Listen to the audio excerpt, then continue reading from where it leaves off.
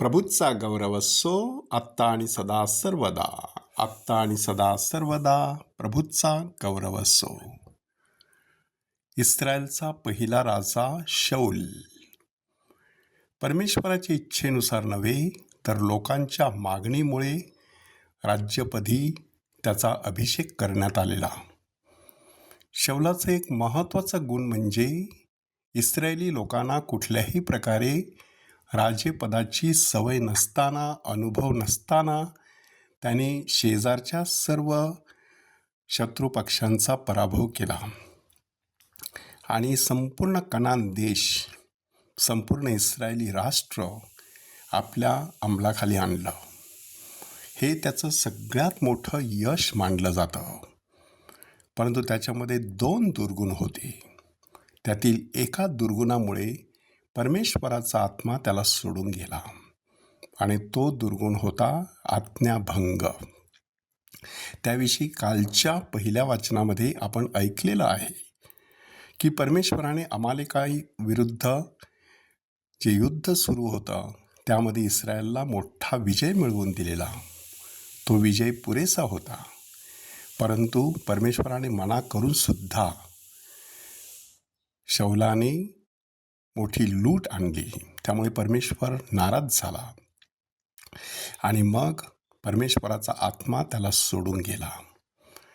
हे सगळं घडल्यानंतर शमूएल ह्याची मनस्थिती काय असेल की ज्या शमूएलाने सगळ्या लोकांसमवेत आणि समोर शौलाचा अभिषेक केलेला होता, तो शमूएल विचार करू लागला की परमेश्वराने आता एका राजाला नाकारलेला आहे.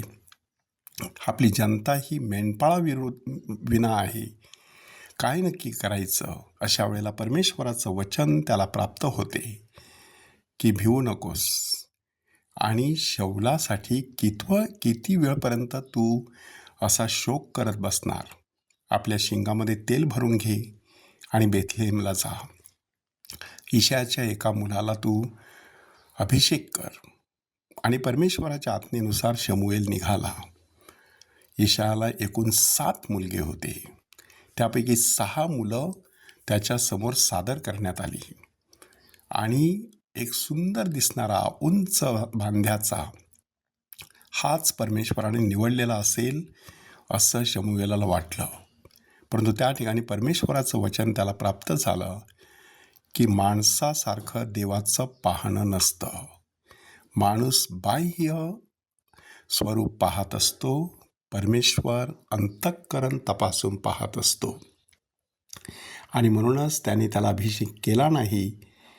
शेवटचा मुलगा मात्र तिथे उपस्थित नव्हता. म्हणून शमूएलाने चौकशी केली की तुला एखादा आणखी मुलगा आहे का? म्हणे आहे, परंतु तो मेंढरे चारावयास गेलेला आहे. त्याला बोलावण्यात आलं आणि सगळ्यांसमोर त्यांचा अभिषेक करण्यात आला. दाविदाचा अभिषेक कशाने करण्यात आला? तेलाच्या कुपीने नव्हे तर तेलाने भरलेल्या शिंगाने त्याचा अभिषेक करण्यात आला. आणि त्या दिवशी आपण ऐकलेलंच आहे की शिंग हे परमेश्वराच्या सामर्थ्याचं प्रतीक आहे. आणि त्यानंतर परमेश्वराचा आत्मा मोठ्या जोराने दाविदामध्ये संचारू लागला असं आपल्याला सांगण्यात आलेलं आहे. त्यानंतरचं दाविदाचं जीवन पूर्णपणे बदलून गेलं. हा संपूर्ण प्रसंग डोळ्यासमोर आणायचा. बेथलेहमला जायचं, इशायाच्या घरी त्याच्या मुलासमवेत सर्व चित्र पाहायचं की त्याच्या घरी एक मोठा संदेष्टा आलेला आहे. सर्व मुलांची चौकशी करत आहे. शेवटचा मुलगा खास बोलावून घेत आहे. सगळ्यांसमोर हा धाकटा मुलगा त्याचा अभिषेक करत आहे. सहज दाविदाशी गप्पा गोष्टी करा. दाविदाला विचारा, तुला कसं वाटलं?